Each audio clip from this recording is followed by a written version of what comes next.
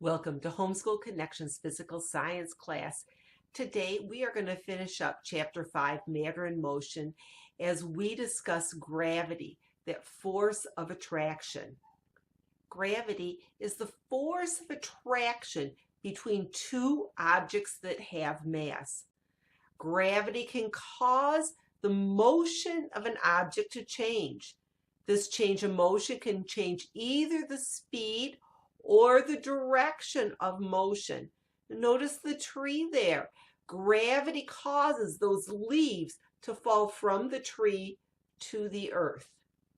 When we think about the discovery of gravity, we think about Newton sitting under an apple tree and an apple falling and plunking him right on the head. Well, that's not really quite how it happened.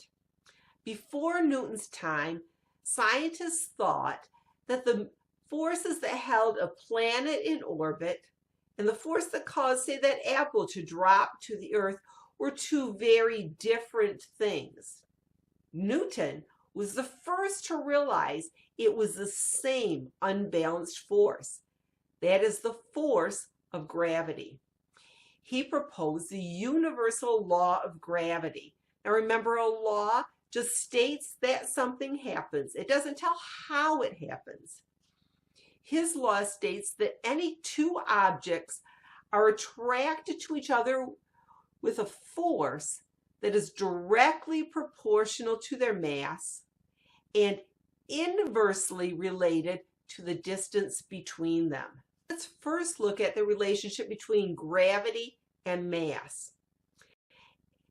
Newton realized that as mass increases, the force of gravity between the two objects increase. Therefore, if we have two objects with a large mass, they have more gravity between them, more force between them, than two small objects. Now, when we have two small objects, we don't notice that force of gravity between them because it is very, very small. If we have two large objects, like the Earth and a moon, that we can observe. We can also observe gravity if it's between something large, say the Earth, and something small, say the leaf. We can see the pull of gravity from the Earth on that leaf, and we see it pulling down. What we don't see, but it also exists, is that leaf having a pull of gravity pulling the Earth to the leaf. But again, like I said, we don't see that one because it is teeny, teeny, tiny small. It is minuscule. Gravity is why objects that have more mass are heavier. They weigh more. Now let's look at the relationship between gravity and distance. As the distance between two objects increases, the gravity between them decreases. As they get farther away, they pull less on each other. As they get closer together, the force of gravity increases. That is why on Earth, we feel that force of gravity pulling us to the Earth. Even if we were far in outer space, we would still feel the force of gravity. We would just feel it less because we are far away from any body that has a large mass of gravity pulling us to it. Now, when we have two very large bodies of matter, say the sun and the earth, or Earth and its moon, that force of gravity is what keeps them in their orbit.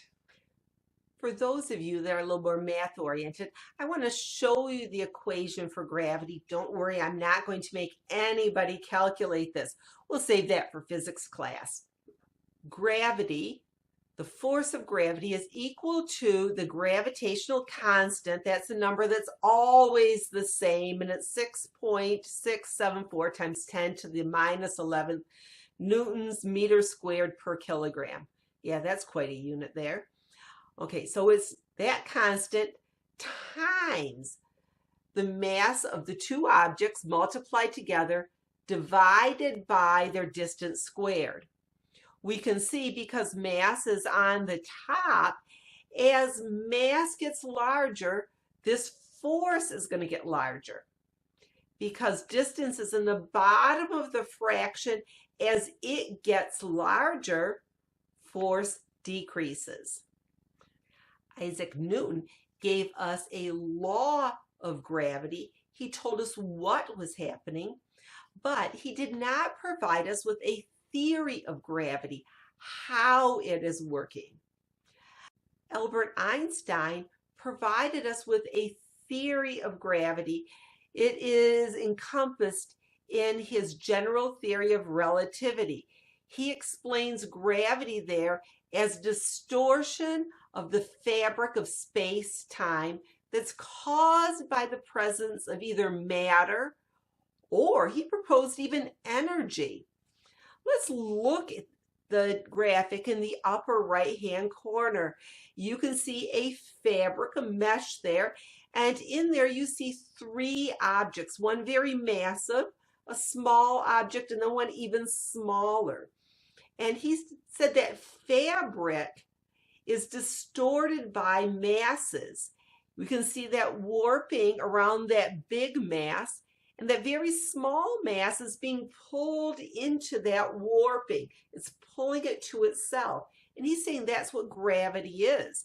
We can see if the two masses are further apart, their warping has much less effect on the other. Now, this was his theory, how gravity works by warping the geometry of space and time. For many, many years, we were unable to get any scientific evidence to support that theory. So many scientists started to think that Einstein must be wrong. And they came up with a whole bunch of other theories to which they could not get scientific evidence to support it. So for a long time, we were left not really able to explain gravity. Well, in late 2015, maybe early 2016, we got our first scientific evidence, gravitational waves, that support Einstein's theory of relativity, his theory of gravity. And it's looking like right now, his theory is correct, that it's a warping of space and time. Only time is going to tell if that theory in end is correct. I'm not going to be holding you responsible for Einstein and his theory of gravity or the general theory of relativity. It's just something interesting I wanted to present to you. And if you have more interest in this subject, I have got a link on the bottom of the slide that you can go to and read more about it. And I think that you guys would be able to understand it and find it interesting. For a minute, let's revisit weight and mass. Weight is the measure of the gravitational force on an object. Mass is the amount of matter that the object has. We on Earth often use the terms mass and weight interchangeably. That is because that gravitational force is pretty much constant on Earth, and we have all our scales calibrated to read our mass when we're stepping on them.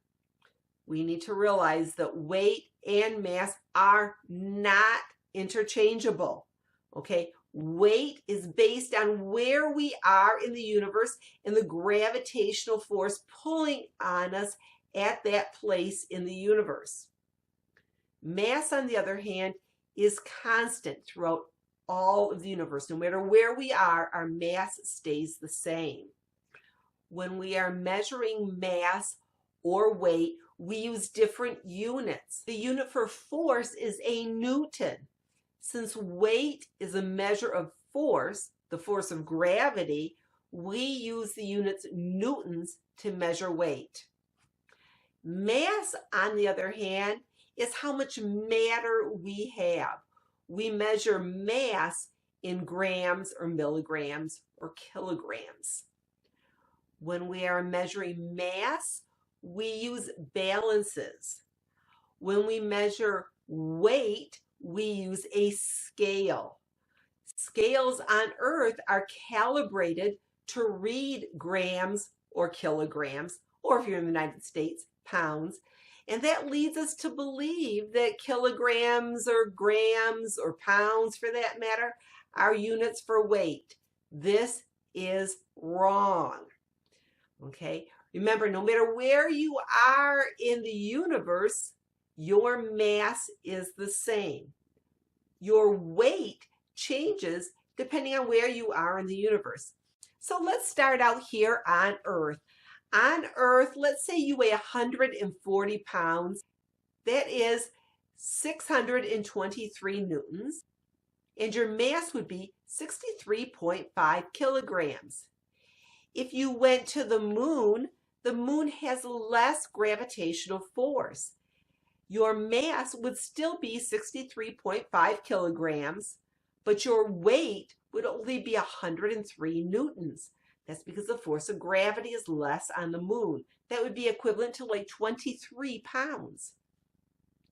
Now, if you went over to Jupiter, Jupiter is a huge planet with lots and lots of mass. Therefore, it has a very strong gravitational pull. On Jupiter, your weight would be 1,502 newtons. That would be about 355 pounds. But your mass is still the same. It's still 63.5 kilograms. Now, if we travel to the sun, which is even more massive than Jupiter, our weight would be 17,410 newtons. That's just about 4,000 pounds. Our mass would still be 63.5 kilograms. Please keep these two very straight in your mind.